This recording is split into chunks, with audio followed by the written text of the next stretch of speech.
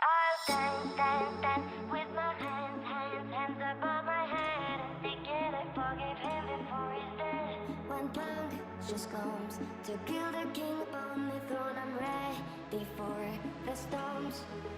I'll dance, dance, dance with my hands, hands, hands above my head, head, head. Like Jesus said, I'm gonna dance, dance, dance with my hands, hands, hands above my head. Together forgive him before he's dead. I'll dance, dance, dance with my hands, hands, hands above my head, head, head. Like Jesus said, I'm gonna dance, dance, dance with my hands, hands, hands above my head. Together forgive him before he's dead. I'll dance, dance, dance, dance, dance, dance, dance,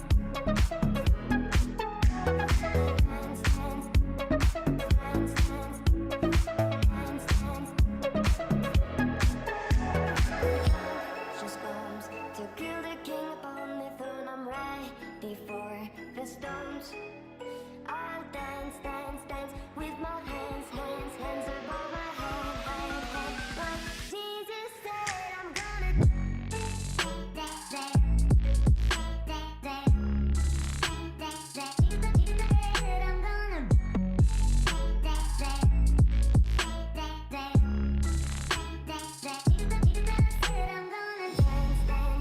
with my hands, hands, hands above my head, head, head. Like Jesus said, I'm gonna dance, dance, dance with my hands, hands, hands above my head.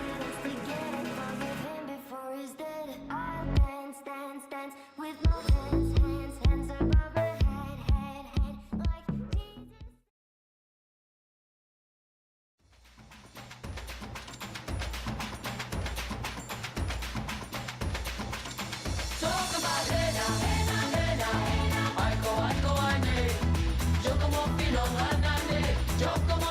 Welcome, everybody. We're going to get started in about 2 minutes.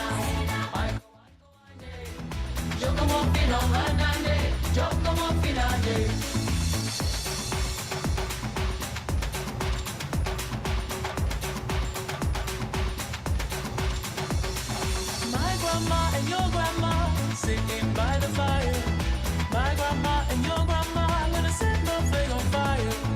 Look at my king all dressed in green. I go, I yeah. I pay you $5 to hear you sing. Shaka more fina, yeah. Talk about hey now, hey now, hey now, hey now. I go, I yeah. Joke more fina, rana, yeah. Joke more fina, yeah. Talk about hey now, hey now, hey now, hey now. I go, yeah. Joke more fina, rana, yeah. Joke more fina, yeah.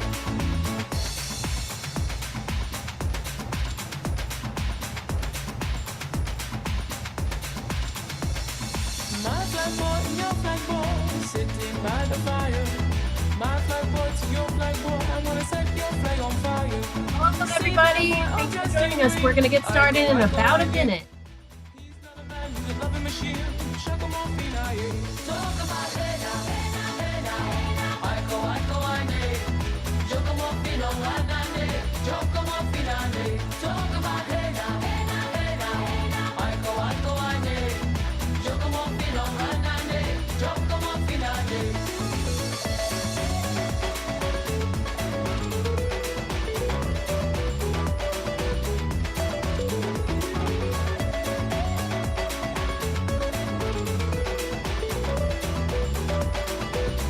Talk about hey now, hey now, hey now, hey now. I go, yeah. Joke more fina, rana, yeah. Joke more fina, yeah. Talk about hey now, hey now, hey now, hey now. I go, yeah. Hello, everyone. Welcome to another one of our Perspectives from the Field webinar series. My name is Elizabeth Siri. I'm the Executive Director of Communications and Development at Foundations, Inc. Foundations, Inc. is a national education nonprofit. We're located in Mount Laurel, New Jersey, and our mission is to improve the quality of education by strengthening the skills of educators. And we work across the school day with after-school programs, with schools and districts, and even at the state level to create a brighter future for every child every day. If you're interested in learning a little bit more about our organization, you can check us out on social media or on our website, and Paula will make sure that that information is in the chat for us. You might already know us from our signature professional learning experience, the Beyond School Hours Conference. Our conference is held each year in February, and this year we're going to be back in Orlando, Florida from the 9th through the 12th, and we hope that you will all join us. So the registration is open. We'd love to have you there. The only thing you need to know is our hotel room block at the Rosen Center is closed. So if you need assistance in booking a room, please call our office directly. And Paula has already put that information in the chat for you. Before we get started, I really want to say a special thanks to the Charles Stewart Mott Foundation. They are the ones that make this webinar series possible, so we appreciate their support. Our 2022-2023 Perspectives from the Field series is all about representation, and it allows each of our special guests to provide their own unique perspective on the topic, whether it's the importance of mentorship, diversity in leadership roles, relatable role models, or anything else that comes up.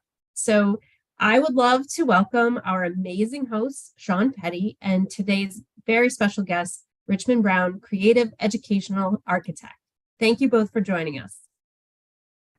Thank you for having me.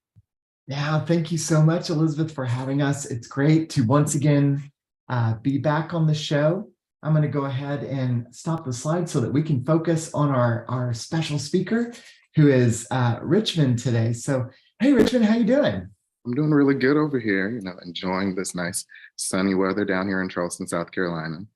So you're in Charleston right now? Yes. Oh, wow. So, and is Charleston your home? Charleston is my home. I am originally from Charleston. I moved to Florida for a few years, lived out in Daytona Beach, Florida, to go to school, and then transferred back here to work for the school district, where I've been in my career field for a while. Wow. Well, thank you for joining us today. So excited. So for everybody on the line today, we have a good group. We're looking at about 38 people total right now. And of course, this is being recorded for the future. Richmond's going to also be one of our live guests at the show. And that's going to be, oh my gosh, is that in 2 weeks? Right. 3 weeks or so? Yeah. Oh my goodness. And so, so excited. That's going to be down in Orlando. Now, are you familiar with Orlando? Yes. So, living in Daytona, I used to travel to Orlando very often. I'm familiar with I-4. Also, I used to work for an after-school program out in Orlando as well at one of the schools. No way. Well, tell us a little bit about that. Well, actually, let's take a back step, and I gotta tell everybody on the line. I'm so sorry. I'm jumping quite ahead because it's 2023. I'm excited to chat with you and talk about the show and talk about representation. But for everybody on the line, the show is organic. What do I mean by that? Richmond and I have had a brief conversation, and he actually joined us on the show last year. And so we've kind of had a conversation, but we haven't sat in a back room and planned out what we're going to say today. It's really, really just kind of what you from the field want to know, what comes into Richmond's head, what comes into my head. And we're gonna take it from there. We will go till 1 o'clock my time. I think that's 2 o'clock on Eastern time, and we will end on time. So we're excited about that. But if you have any questions for Richmond, or you have any thoughts, or you have anything that you want to specifically share or highlight, please let us know in the chat. I'll make sure to work that into the conversation, because this is a show really for you, not for us, because Richmond and I could just go to a local coffee shop and chat all day, right? So, but Richmond, let's start off. Tell us a little bit about you. Where did you come from? What's your journey? What do you do now? Just who is Richmond Brown? Who is Richmond Brown? Richmond is a creative educational architect now at this time, who started out originally from Charleston, South Carolina. I went to a creative arts school and in my hometown, and went through our school system with Charleston County School District and graduated from West Ashley High, where I had that focus in theater. So I spent a lot of my younger years on stage. And during that roles, any really crazy role? I played Hercules' father during our play in Hercules. We did Seussical the musical. I was a part of the company. Oh, no. Yeah. I went back, after graduating several times to perform in, I believe, Shrek and Hairspray and different shows So I kept that connection relationship with my high school and those teachers. So it was really beautiful. Awesome. Do you still do theater? I don't do theater now. I actually focus more on music. So I'm a musician and a singer. I'm vocalist as well. And so I spend time playing for churches throughout the area here in South Carolina. Wow. So at the live show at the conference, we could ask you to maybe do a number or something and like you'd be able to perform. I could do that. I can make that happen. That's not a problem at all. I have a gift and I love sharing it. So That's awesome. Well, I interrupted you. I'm so sorry. So I do have a question though about your background. You Mhm. you identified yourself as as an educational architect. Well, what is that? What exactly does that mean? So I always say I couldn't put myself in a box as a consultant or, someone who goes in and, reviews data for educators, but also I wanted to make myself where I was marketable and I was able to reach everyone and whatever their needs were. So which goes into being creative and being someone who's able to relate and communicate with people you're educating. And as an architect, sometimes you have to build things and structure things in buildings, set up cafeteria setups, because I've spent a lot of time in after school spaces. So that architectural part of me is able to see a design and lay it out to make it very effective and efficient for programs. So that's how we got into that title of the creative educational architect. That's awesome. So you grew up in South Carolina, you did a stint in Florida, you worked for Florida After School, you performed in theater. Yeah. But that's not the whole of your journey. I think I interrupted your journey. So during high school is where the journey really started and my focus in after school and my passion really grew. So I spent time in a Title I school as a music teacher for 2 days a week. And within 2 weeks, they saw the classroom management that I held and being able to, build the relationships with the students that they wanted me to start coming every day. So I spent 2 days in the music classroom and then the other 3 days as an after school counselor. And so within that time, within a year, I was able to build myself up and became an assistant and just learning how programs ran and also building relationships, not just with the students, but their parents and their families and then the community. So I did that for 2 years in high school. And then my senior year came and, I was like, I've spent a lot of time in this. I should try something else. And I ventured out and I worked for a dealership and I worked with cars for a little while and I was like, yeah, this isn't me. And so went back into the education field and said, I believe in working in purpose. And so I felt like my calling at that time was to work with children and have an impact. And being young, you always want to be a great role model. So it kept me focused on making sure that regardless of what I did it in excellence. And also that, people could, learn from me and the students who I impacted would be, comfortable being themselves because they saw me being myself. So within that, I left to go to Florida, worked in the after school program for a few months out there, and then got an opportunity to come back to Charleston County. And I was able to work in the after school sector here for 8 years straight, where time flew by so quickly. I had no idea 8 years had gone by. And so with that, I built my after school program. I started out with 43 kids. And within 3-4 years, I had 120 kids. Just from, building, say again?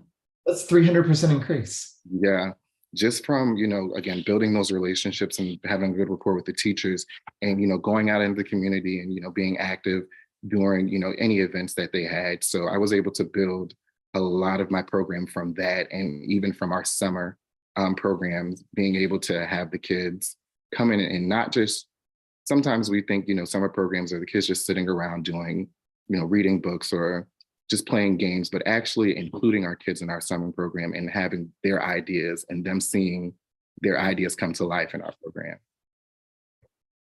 It's so cool to hear you talk about the student voice and everything. It's so a couple of things to unpack through this conversation. So I'm going to start first with my first question that just popped into my mind, and that is, you are such a talented individual, Richmond. You could do anything you set your heart to. So I know you have a passion, but it was demonstrated when you were a music teacher in 2 days already. They were like, okay, we're pulling you into leadership. we're gonna, you were already a leader as a music teacher, leading a group of students and leading that process, but now we're gonna pull you into the administration a little bit. And then you've only grown from there. And then I know you said you did a short stint as a car dealership, but you're like, no, I want to go back. But why focus on this field in education? Why not, you could go on, you could be like The teacher yeah. Why this area? I have a special place for after schooling personally. I am a product of after school here in Charleston County. Our Charleston County after school program is called Kaleidoscope. So the Kaleidoscope Expanded Learning Program. And from elementary school through sixth grade, I actually attended our after school programs because my mother was a working mother and my father was a working father who worked, all day long. And so we needed that safe space. And I believe in providing a safe haven for students to where after school programs aren't just a program, it's home away from home. It's a safe haven for our students to know that they're in a space where they're comfortable, not just comfortable in, a seat, but comfortable being themselves, being able to articulate what they feel, being able to do the things that they would like to do in the evening, and not just focus on you're doing homework, but we're doing homework together and making it interesting and fun. One thing I used to tell my staff all the time, because I believe in taking care of them and them taking care of our students, is create those magical moments throughout the day. Not every day is going to be perfect. Not every moment is going to be the best, but you want to find those magical moments and highlight on those. And, the way you know that your kids are enjoying your program is when they don't want to go home, when they're crying and like, I don't want to leave, mom, can you come back? And being the adult, having to have those conversations with parents and saying, hey, do you mind coming back in like 30 minutes? Can I give you some money to go get some coffee so that your child can enjoy some time, more time with, their friends, because we don't know what kids go home to in their community and in their neighborhoods. And I always think about that. So I want them to always know they have a place with it, wherever I'm at. I love that. You said a couple of things that just really hit home. I love that. First of all, I love to create those magical moments. I used to work for Disney, so that was like our theme, was creating magical moments. And the fact that you're bringing that into after school in this space, I mean, that's amazing, because you're exactly right. And I love what parent in their right mind would turn you down saying, hey, can I buy you a cup of coffee and take care of your kid longer? I'd be like, yeah, I love my kids, but I'll take a cup of coffee. Right. And what a great, I think it was Milton Chin once said, the head of Edutopia, he once said the best measurement of an after school program is when kids are running to your program versus running away. Exactly. And so you just really clarified that. A couple of people in the chat are adding to that. First of all, Cherry or Sherry, I'm not sure how to pronounce it, and I apologize, Sherry, if I'm saying it wrong, but was a coordinator for after school in Orlando. So figure you guys might have a connection. And then Osiela says that she really says, I love how you said that, doing homework together, versus the 1984 concept of sit down, do your homework, don't bother me until you're done, I'll check it, and then get back to work. It was 1992 through 99 as well. That's how I grew up, doing homework at the dinner table, by myself. And I always think to myself as a child, children are many adults. They're humans. And, they need the same things that we need. And we have to think about the need of the child. And I think about when I had to do homework by myself and I had questions. And I'm like, should I ask this question? Is this the right time? But when you're in that after school space, it's always the right time. There's never you have to raise your hand to ask a question. Hey, come up to me and let's do this together. Let's knock this out. Because I truly believe teamwork makes the dream work, whether it's with my true team or my team of children. And whatever their dreams are, such as getting their homework done and doing it correctly instead of having to do things multiple times. It's like, hey, what is me taking 5 minutes out of my entire day, whatever that looks like, to sit down and assist the child so that they know that they're not in this by themselves, and not just in the homework by themselves, but in school by themselves, and in this learning by themselves. We're all learning together. So why not refresh my brain? And the same way, there's going to be another child that needs that. And I can say, hey, because I was able to help this child here quickly, now I can teach you what we just learned together. and you just collectively are learning. So It's great. Some more folks are commenting. They're like, yeah, it's the greatest compliment when kids don't want to go home, when they want to stay. That's such a compliment to your program. And then, of course, providing those magical spaces where students never want to go home. Question from Amy here. Tell us a little bit more about magical moments. What is it that you do to create that magical moment? And then how do you in this day and age, one of the number one things that we're dealing with across the country is we're hearing about staff. Like there was, coming out of the pandemic, and some people are still in the pandemic. We're still, dealing with the repercussions of that or rebounds of that. But staff morale has been really tough, and staffing in general has been really tough, especially for programs like after school that sometimes aren't always on the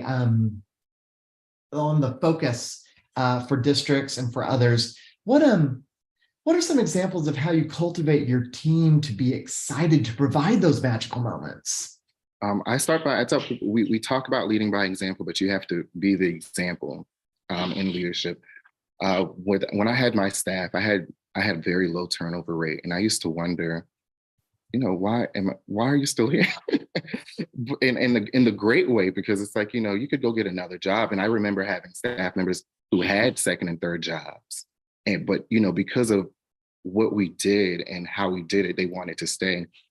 So I'll start by saying what I did to cultivate my staff was I paid attention to their mental health. Mental health was very important to me within my last 2 or 3 years within running my program before I was promoted. I currently now work for the deputy superintendent for Charleston County as a project specialist. And one thing I used to tell my team all the time was, you have to take care of yourself first so that you're good to take care of your team, and your team of kids. And so I would always do check-ins with them, one-on-ones. We used to come together as a group and, set goals, and we would learn how to hold each other accountable. And being someone who was so young in leadership, I started being a site coordinator for our programs at the age of 21. So I learned leadership growing up. And so with that, I was able to kind of learn from the people above me of what I enjoyed from them as leaders and how could I apply them to make it better for myself. And so my team, I would take feedback from them and let them know, hey, I might be just the face of this program, but this program does not operate without you all. And I let them know the importance of their roles, not just for the program, but to the students, because students go through changes a lot. I think this froze. Can you hear me? Yeah, we can hear you. Sorry. Yes, we're here, Richmond. Okay, gotcha. It froze a little. No problem. But students go through change a lot, and I think in after school space. Mm-hmm. Can you hear me? Yes, sir. Okay, great. Yeah, students go through change a lot, and then in the after school space, I feel like that's the one space things stay consistent. You get teachers that come and go year to year. You have, new friends in your classroom year to year. If your teacher's out that day, it's kind of, shook how things are for you in that day. But then when you get in the after school program in the afternoon, that's where the sustainability is, where you have that familiar site coordinator face that you've had for 3 or 4 years, or from the time that you've been in CD to 5th grade. You have those counselors who are there with you every single day. And I think when children see that commitment to our students, like when they see an adult committed to them, they have that buy-in. So getting buy-in from your staff, letting them know that this isn't my program, this is our program, and without us, this doesn't happen, makes them more prone to stay. And also teaching them that building those relationships with the students are very, very important. It's very vital. And you just never know what a child is yearning for and needing, and it could be you. And it's just you. And I had to remind my staff, and I've had a very diverse staff over the past couple of years. And I loved it because I was like, I need you to be yourself. I don't want you to come be this perfect person that you think I need you to be. I need you to be you, your authentic self. Show up your authentic you. If you want to wear your hair straight, wear your hair straight. If you want to afro, wear afro. Our kids need to see that. I was telling you yesterday, one thing when it comes down to representation, just me being an African American male, I had locks when I got into education. I had tattoos, all these different things, and I felt like I needed to meet a standard, but I also wanted to live above the stereotype. So one weekend I traveled to Myrtle Beach and I ended up chopping all of my hair off. So I went from dreads to a high top fade, and then turned around and I, did a brush blonde to the top of it. And within a couple of months, just seeing the impact it had on my students, I had students comfortable enough coming to school with different color hair and their parents being okay and accepting it because they had seen me. And they're like, oh, this is a great guy. This is someone who my child looks up to, and giving your children permission to be them. And the same thing with your staff. Give your staff the permission to go forth and be them so that they can, thrive in what they're doing. So that's how I've kind of kept the morale up over the past couple of years. And again, caring about their mental health. I love that. I love, so a couple of things there. And I'm going to come back to the cutting off your locks and doing the, the blonde blush, I think you said it was. But let me go back.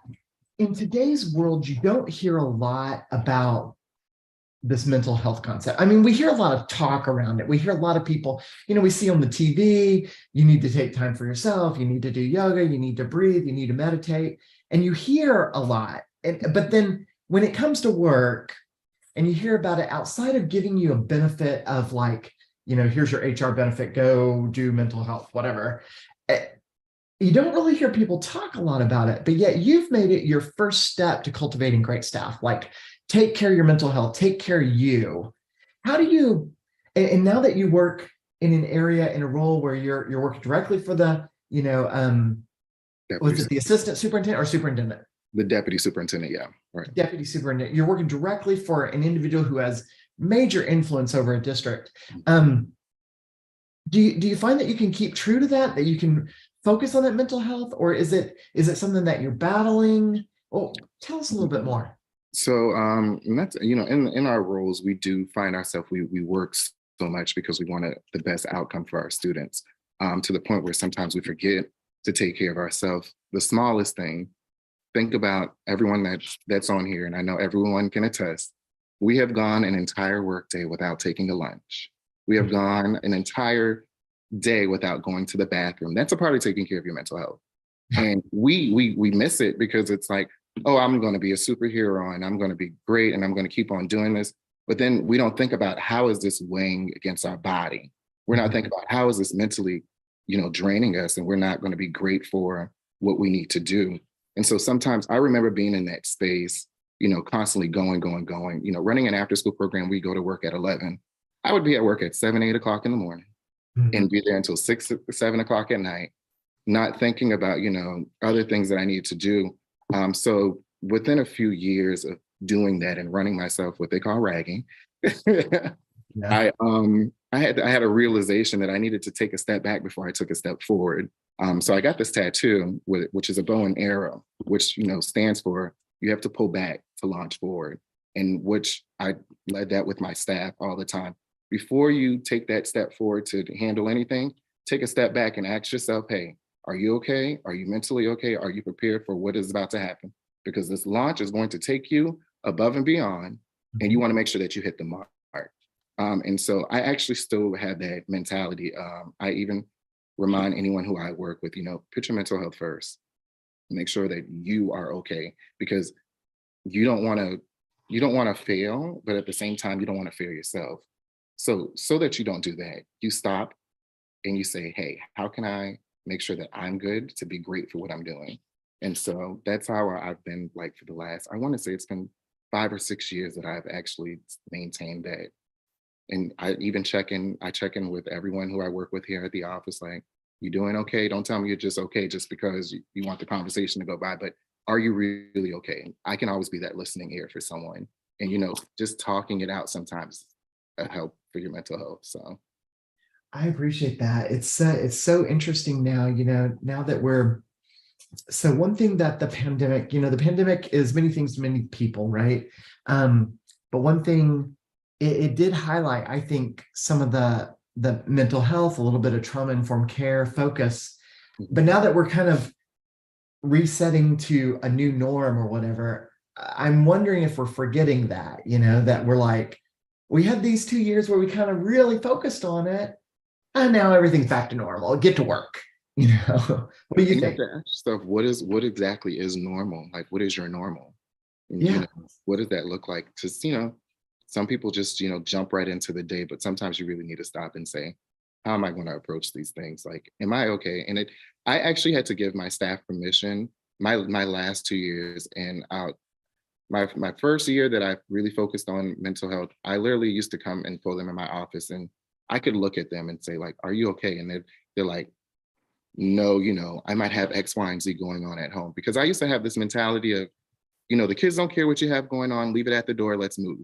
Right. And then I had to switch to, no, these kids actually care, because they want to know how we handle these stressors.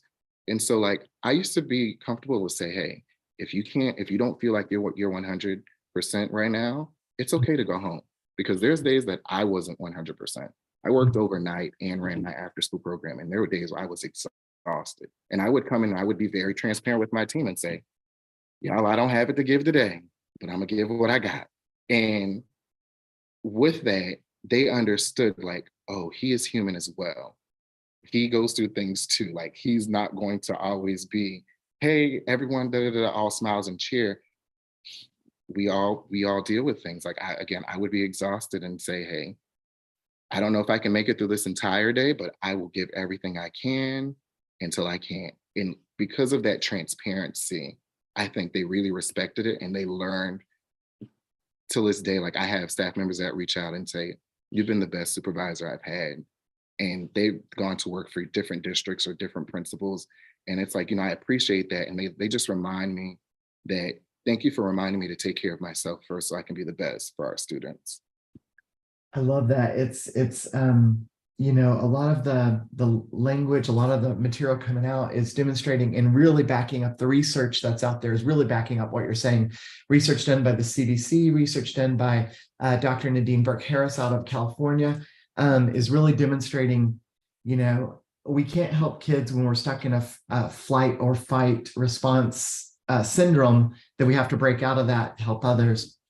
There's a question, and of course, folks are really giving some feedback in the chat too, but we have a question that popped up. Mm-hmm. So one of our participants today on the show is going to be doing some training for after school staff, and they really want to do something different. And they want to expand this concept that you have of focusing, not that you have, but this truth of focusing on mental health, of taking care of oneself, of being authentic. Is there any type of training regimen, consulting program, anything that we can refer our team to? I will point out, and I'll do this on Richmond's behalf, Richmond has a consulting business and is open to consulting, and I will throw his website in there if you're interested in chatting with. I'll do that on Richmond's behalf, because I don't want you to feel weird about that. That's perfectly fine, because you're an expert and you deserve to have those expertise used by folks. But is there any other training out there that you know of, or book theory that we could go to? Conscious discipline is something that I used to use when I first got into after schooling, because I used to think to myself, like, what are the best ways to deal with any type of behavior? And when you're mindful of yourself first, then, approach the situation, you have a better approach of handling it. What I did personally, definitely, because I don't have, the mental health therapy certificate in schooling and training, I actually was fortunate enough to partner with one of my parents, who was a therapist. And so with that being said, I actually, pulled her to the side and I said, hey, I have some staff members, and it was during the summer. It was by far the best summer I had. And that was my closeout session for them. And what happened was I just asked her, I said, if you could come speak to my staff about self-care, mental health, making sure that they're okay. Because, we smile as human beings when people smile back at us, but internally, are we 100% great? And sometimes we need that outside source. And I said, I want to be that person for people, but at the same time, they need more support than what I probably can provide. So will you be, comfortable enough to come talk to them? And she did. She took her evening out and, she sat and she talked with my staff about taking care. She gave them all pamphlets of, mental health, and also provided them contacts in the area, to get support. And to literally just this past weekend, I was at a wedding. One of my former staff members was there, and she was like, "Oh, I actually am getting ready to reach out to, the parent who spoke with us because I'm interested in getting, extra support." And I was like, wow, I'm really glad that I was able to build that bridge. So if you have someone in the community, or a parent who, practices that, have them come speaking to your staff so that they're able to, help. Your parents are sometimes the key to saving a lot of money instead of contracting out. But also just having that relationship, not just, with you and that parent, but the parent and the staff, it builds that trust. So it's just things that I keep in mind. I appreciate that. So many things that you said resound. And Maria in the chat is also sharing, that it's kind of like that airline flight attendant, that we get on the flight and we're like, yeah, whatever, I'm going to put on my AirPods and listen to my podcast or whatever, listen to the perspective show. But, they always say when the mask drops down, you got to put the mask on yourself first, and I think that's key because folks, of course, our natural instinct is take care of a child, but we can't if we pass out or if we're not available or if we're so stressed that we're putting a subconscious fact on them that we don't mean to, or a bias that we're not aware of on them. So, good points. And then I love also how you said, look into your local community and what's supporting you, because the greatest supports that can also be cost affordable are in your community, and they'll help you with mental health. They'll help you with things, rather than sometimes there are tons of great programs out there, but sometimes that person just down the street is the best thing. Yeah. Hey, so I'm going to go back to this authentic self concept, because that really ties into representation. You had shared, that sometimes we get caught up in this, like, we got to look and feel and behave a certain way. And you had said, in your career that you had dreads, you had tattoos, you're an African American male, and then one day you cut off your dreads, you dyed your hair a little bit, portion of it different color, which we can still see, yeah. In a blonde sense. And you obviously, you have a very vibrant personality. Tell us a little bit about your experiences about being an authentic self. I think, like I said in the beginning, working in education, it was, you navigate through it differently because, again, you don't want to ever offend anyone. You don't ever want to make anyone uncomfortable. So being my authentic self has always been making people comfortable in the space that I am in, regardless of where I'm at. Again, representation I'll go even deeper. I am a young African-American, gay Black male at that. And I tell people our children are still learning themselves. I don't, entertain ongoings, but I always feel like expression should be who you are inside. Sure. Who you feel authentically you are, and not putting a mask on to be accepted by society. And I remember my first few years in the space of education, I was running the after school program and I was in the classroom as a computer lab teacher, and, just always making sure that I was dressed. I used to wear a bow tie every day, that switched to every Friday. And I'm now known for my bow ties. Mm-hmm. I literally would always just have this persona of, I have to have everything. I have to check these boxes and make sure that, whoever's watching gets a good preview. Mm-hmm. And then I got to the space of, am I comfortable with who that person is? And are they getting the real me? And that's why I say with our children, we have to make sure that we provide our children our authentic self so that they feel comfortable enough to be their authentic self. Because if we're putting out this fake persona of who we are and they have no idea who you really are, then it's like, how do I learn from this person who I don't know? Sure. And when I have been, again, I've impacted thousands of children. And I really am grateful for that. And I just think about all of the times where I've had to have difficult conversations with children based off of, people being, bullying, or people made fun of, or not feeling comfortable, and having to have those conversations and teach them that, everyone first off is different. We all have different backgrounds. We all have different walks of life. We look at each other and our hairs are in different places. I have so many grays in my beard and you don't have a beard. That's how different we are. It's the small, minute things, but at the same time, we have to learn how to respect each other for our differences. And that's what I used to tell my kids all the time. Respect each other for your differences. You don't have to all get along. You don't have to always like each other, but you must, and you should respect each other regardless, because you never know who you might meet. Because 20 years from now, that person that you've been being mean to, that person that you actually may have been nice to, might be that person who hires you for a job. That might be the person who helps you out of a phone. You just never know where life may take you. And I always keep in mind, I see this comment, I only see 4 grades. Thank you. But I always just keep in mind of like treating people. They say treat people the way you want to be treated. And honestly, I believe that is true, but I want to treat you greater than what you're treating me, so that you know how I want to be treated back. David from LA's Best makes a comment that you only have 4 grays in your beard. And so I would kind of, the reason I don't have a beard is because I would look like Gandalf, so I think your beard's wonderful.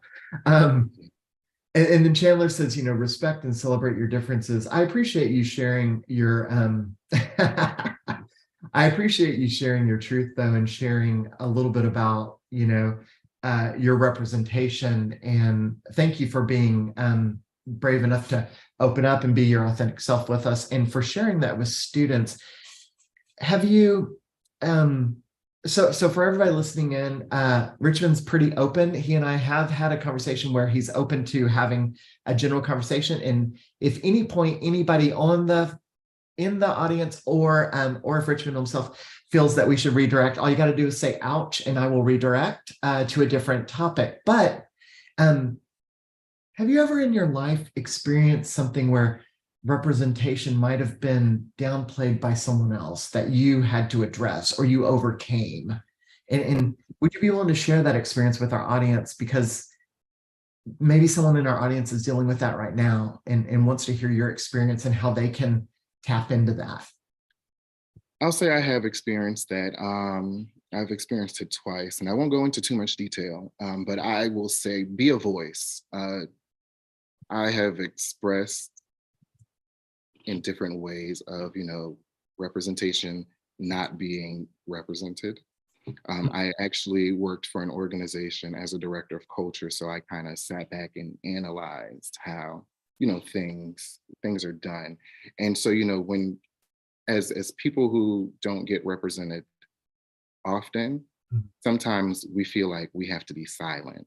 And I believe, honestly, it's best for you to use the voice that you've been given and share what that feels like for you, because until I share this with you, you don't know how I feel. If I tell you that there's people that don't look like me in leadership, that's me vocalizing something that I'm seeing. And I mean, it may be uncomfortable, but at the same time, these are facts as well. So what do you do with that information? Do we make the space a better space that's more inclusive, or do we ignore it? But at the same time, as that person who has spoken up, you have to applaud yourself because you spoke and you said something that somebody who may have seen it may have not been comfortable enough to speak about it, but you took the time out to, step out of that comfort zone and say, hey, I don't see this representation. If given the opportunity, I don't mind being that representation, but at the same time, I want to make you aware that there's a lack of. So I think that's the best way to phrase it. No, thank you. I appreciate that. And Denise says a word, and is joining in. I will say, so what do you think, in your experience of working in this after school space, of being a creative educational architect who focuses on creating the positive vibe? There's so many things that out there can drag us down. you know, and as you said, there's so many, everybody has a different lens, a different perspective. And sometimes, and I'm speaking from my own perspective, right? I'm out there and it's like I'm just listening to people and I'm just like, oh my gosh, everybody's focused on the wrong thing. Like everybody's focused on that the cloud is gray and not the rainbow at the end of the cloud. And you know, how do you, but you are, in all my interactions with you, you've always been so positive.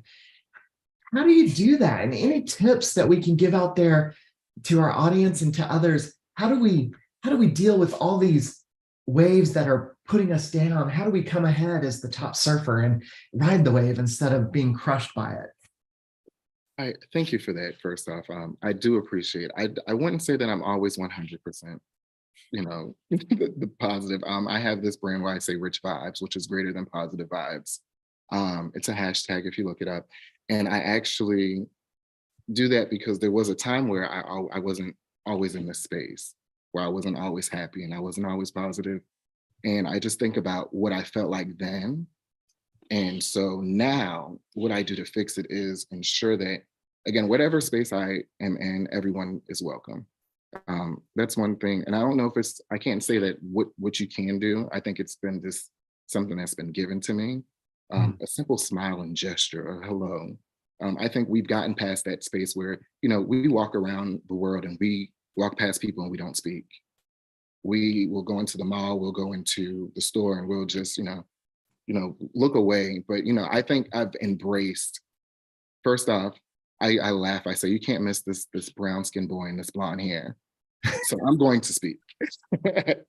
And I think as time has gone on, I've just gotten more comfortable with who I am. And I'm proud of who I am. And I'm proud of who I represent, because I don't just represent the stereotype. I represent me, Richmond Brown. I represent Pamela Brown and Albert Brown, who are my parents. And so I just think that if we are able to do the small things that are so infectious, it spreads. So going into staffing, just in general, what I used to do, I used to write little thank you cards, or I would give small quotes on sticky notes. Okay. And, you know, just for my team to know that, again, here's a little motivation. So I used to live by quotes. My office door had quotes on them all the time, and I would look up and glance at one, and it would be the one that I needed in the moment. And those quotes really pushed me to kind of be who Richmond is, which is that positive individual, because I needed that push to get me out of those funks. Because we know in programming, you're so focused on budgeting, you're focused on scheduling, you're focused on numbers, you're focused on building X, Y, and Z. And it's like, I'm losing myself in this work. And, you know, I love what I do. My quote that I live by was, remember why you started, is what I would remind my staff all the time. Remember why you got started in this field. And I think about why I got started in after schooling. Like, it wasn't because, you know, it was great money or anything. It was because I had a purpose. It's because I loved what I did. I loved what I did for 8 years that I didn't feel like I worked until I left my job. When I left my job was the first time I really worked. And so, like, to know that that was my impact over those years, it was like, wow, you did something there. And so I think that's really what has kept me positive as far as just my attitude and my outlook on life, because I also have realized I don't have a traditional path. My path has not been the, you know, you go to high school, you go to college, you get a job. Like, it wasn't that. I knew I was on a non-traditional path. So how do you make the best out of these things? They say you turn lemon to lemonade. I think I needed something a little bit stronger and, you know, made a lemon drop. And so here we are now, where I've been able to, you know, keep the smile going over all these years and know that it's been a change agent in all this time.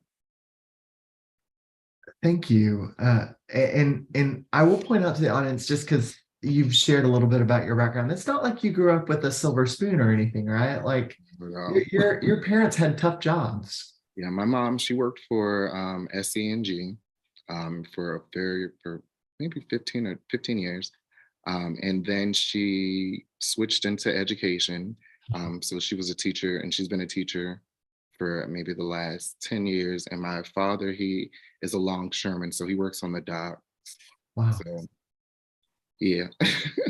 And working on the dock, and those are long days and Yeah, hard. and then like I was fortunate enough to have my grandmother for a little while. And so, she was at home, and so we had her until we didn't. And so I was fortunate to have those things, but no, we didn't come from, you know, again, the silver spoon world, the golden eggs, but I'm appreciative of what I've got and what I've had, because again, I've been able to show students that you don't have to come from, you know, these high areas. You can come from, middle class, low, no class, wherever, and still make it and be who you want to be. I appreciate that. And Denise is sharing, some things that she does similar to you. She invites and welcomes all staff, and she's really conscientious of their onboarding experience when they first start, because she's had an experience, where like when you start in a job and it's like, yeah, hi, get to work, Right. and not really that experience. And she practices what you practice too, and that is, checking in with people, giving quotes, making sure, taking moments to recognize and allowing people to be their authentic selves, but also recognizing that you too have an impact on their mental health or their well-being. We do, and I think as leaders, sometimes we forget that. I really think oh God, I just think about stories I've heard. Mhm. I worked with someone who was afraid to quit their job. Just And for financial reasons, or because they were scared of the they were person. scared of, people being retaliatory, and, just that environment not being what it should be. I do not believe in being in a place where you're unhappy. And I've had staff, we all have had staff who, I want to work with kids, and it's like, you might want to work someplace else. This might not be, let me help you look for something that's a better fit. But I've also, again, like I said, leaders, we don't realize the impact on the mental health that we have, because again, your staff should not be fearful to quit a job. They shouldn't be fearful to request a day off. They shouldn't be fearful to ask for permission to do an activity. Like, I always used to give that ownership. There was a time where I would give my staff a blank schedule. Like, it would be blank. It would have the boxes, and I would say, hey, you have your activities that you know that you're good at, and those areas of expertise that I can't even think of. Go for it and go do it. Tell me what you need, and I'll make it happen. Because again, we we have been in the space of kind of putting fear in staff to do Mm. things instead of putting permission on doing things. Because I used to tell my team all the time, go out there and do your very best. If you mess up, I'm here to clean it up. Like, I'm here to fix it. I'm the fixer. I would like to refer to myself as the Olivia Pope at times. It's handled, it's fixed. And when I switched into that mindset and that mentality, my staff felt more comfortable to go out there, and we moved centers into the hallway. Like, I was very fortunate to work with a principal where I had access to everything that, the students needed. And I say it's the students needed because I didn't need a thing. I just needed a building to make things happen in. Mhm. But she gave us that autonomy to use, like, I would put carpets in the hallways. I would do games in the library where you're not supposed to do games at. Like, Mhm. I would make the after school space so comfortable and, kid friendly and user friendly. And then ask my team, tell me what you want to do. What do you need? What supplies do you need? And they used to make it happen. So yeah. I love that, and I'll put a caveat out there. You were Olivia Pope in season 1. Yes. She's a little dark in the other seasons, but Right. There we great. go. Let me check back. So we're at about 10 minutes. I have a few things I want to make sure we pull out before the live show, and we'll follow up with some more of your thoughts in the live show in Orlando. And then for everybody who, if you're like me, we end these 1-hour sessions and you're like, oh, I wish I could have asked this. The great thing is in Orlando, you can actually pull Richmond away from the stage when it's over and be like, hey, I have a question. If you're open to that, Richmond. I'm sorry, I'm all volunteering you. Listen, I'm I'm willing to do whatever it takes. Again, I appreciate this opportunity, honestly. So right. Well, let me go back. So so many things that you've shared, best tips, how to stay positive, representation, your own story. But let me play, and this is only because I am tasked to be sometimes the alternate side or to poke the bear or whatever you want to call it, right? So in today's day and age, we have this philosophy sometimes, and a lot of times it gets attributed to this generic term called millennials. And we're like, okay, it's great to empower staff and it's great to make them feel good and everything, but what do we do, when they don't want to work and they're your typical millennials and they abuse the authority that we're giving them. Have you ever heard that or seen it or dealt with it? How do we reconcile that? How do we reconcile the idea that there are younger in their career individuals who may not have that mentality of work, but yet we want to empower them? Or is that just fictitious? What are your thoughts on that? That's a big thing to unpack. I'm sorry.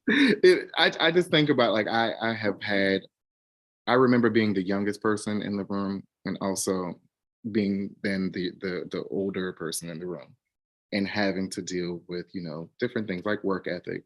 And one thing, the approach is very important.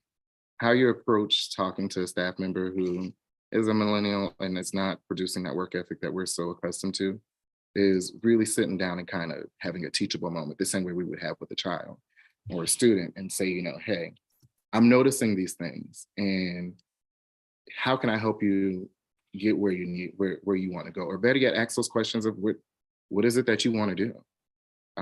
Because again, I think when you're in the mindset of a millennial and a child, you're trying to figure things out. You're still learning how to navigate through the workforce, and your experience comes from the exposure, and that comes with time.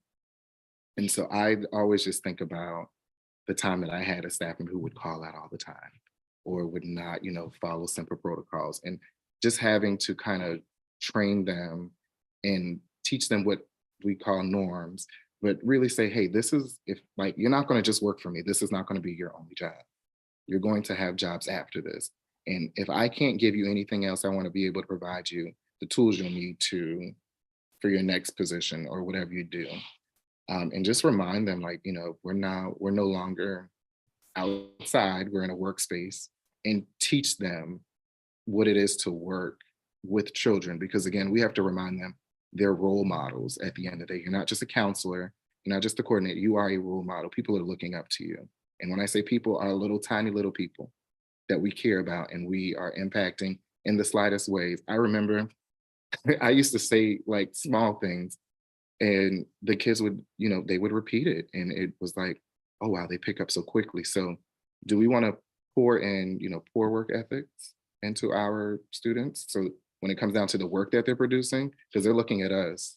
And so I just have those conversations. And again, being authentic and being transparent, but also being respectful and my biggest thing learning in leadership, and I will say, was being tactful with my delivery and making sure that that delivery came off the way it could be received and digested in a great space. So that's why I learned how to cultivate a safe space for, having conversations with my staff so that they knew it wasn't me attacking you, it's me looking out for you. Thank you so much. In the chat, Kimberly Hambrick puts down that Tim Elmore has a book that focuses on different generations in the workforce, and a lot of information about diversity and unique thoughts and representation. So thank you, Kimberly, for that. I put a link to Tim Elmore's website. So we have about 3 minutes before we need to turn it back over to Elizabeth, but I'm going to challenge you in 3 minutes to talk about two things. Number one, to wrap us up on the representation, you had an individual in your life, I think it was a gentleman named Jim, who Jimmy, I'm sorry, was really a good representative for you and kind of guided you. So I'm going to ask you to chat a little bit about Jimmy, and then also tell us what's the future hold for Richmond Brown that we can look forward to seeing in the next, 5, 10, 50 years, whatever it is. If you could wrap us up with that, and then I think we can turn it over to Elizabeth. So take it away. All righty. So a little bit about Jimmy. Jimmy was my after-school counselor when I was in 2nd grade through 5th grade at my elementary school. And Jimmy was by far phenomenal, like the person who I wanted to be. He would go outside with us, he would play with us, like help us with homework and really take that time. He showed me what it looked like to care for somebody, coming from a home where my dad worked so much, like, we saw him, but, we didn't see him. So Jimmy was kind of that person for me where I would see another person that looked like me and, somebody that was doing well, to the point where, Jimmy went to West Ashley High School. I went to West Ashley High School. Jimmy was in theater. I had to be in theater. Jimmy went to College of Charleston. I did everything to try to go to the College of Charleston, and he was in the Call Me Mr. program. And I did all my research, and just being that I was that young person looking up to him and stay connected with him till this day. Like, I'm still Facebook friends with him. I still have his number.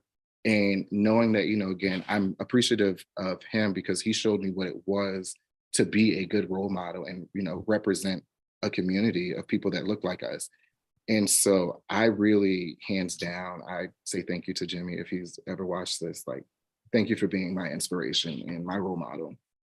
So with that, I was able to, I feel like I was handed down the torch when I got my program. And I pray that I was able to, make what Jimmy did for me, for all of our students, and that impact and leave a mark. Because again, here I am at age 30, still talking about, my 5-year-old self, someone who I looked up to. And I hope that, the students that I impact, 30 years from now are saying, oh God, Mr. Richmond, thank you so much for just being there or just being you. And I think about that with Jimmy. Like, I really appreciate him just being him. And as far as the future for me, I really wish I could say, in 5 years that, I'll be taking over the world, because in 5 years, I'm going to be taking over the world. But I still want to have an impact with children and the adults who work with children.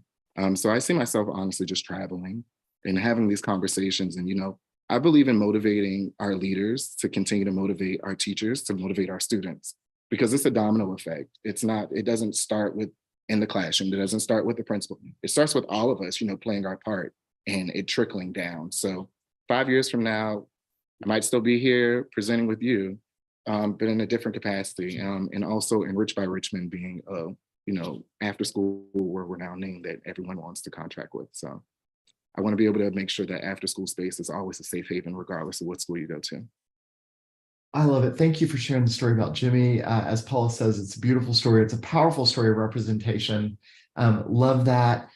I definitely want to be connected to you because I think we need people like you to change the world. We need people like you to continue. So thank you for what you're doing.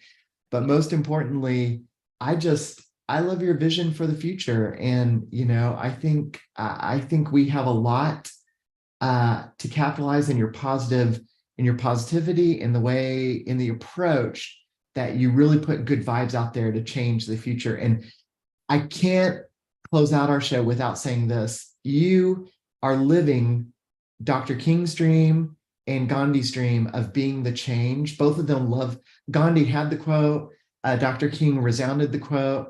I think you're living the quote. And thank you for being the change and for really making it part of our life. Really do appreciate you, Richmond. Very, very much. Thank you. And with that, we're going to close this out, but we'll turn the time back to you, Elizabeth. Oh, thank you both so much. Richmond and Shawn, this was a fantastic conversation, so rich. I am so excited for the live show in Orlando. We're about a month away, 3 weeks away. It's going to be a great one. So thank you both for your time today. It was fantastic. I do want to thank all of you for joining us again. And we know that you have busy schedules. The fact that you've taken an hour out of your day to spend some time with us, we really appreciate it. We also want to thank the Charles Stewart Mott Foundation for making this webinar series possible. If you would take a minute and fill out our feedback survey, your feedback is very important to us. We want to know what you think. We want to know how we can best meet your needs. And also, we hope to see you in Orlando at the Beyond School Hours Conference, 9th through the 12th. And we do have registration still open, so registration is open and available. If you need a room, though, you're going to need to contact us directly, and Paula will make sure that that information is in the chat for you. Again, Thank you so much for joining us for another one of our Perspectives from the Field webinar. And please join us for the live talk show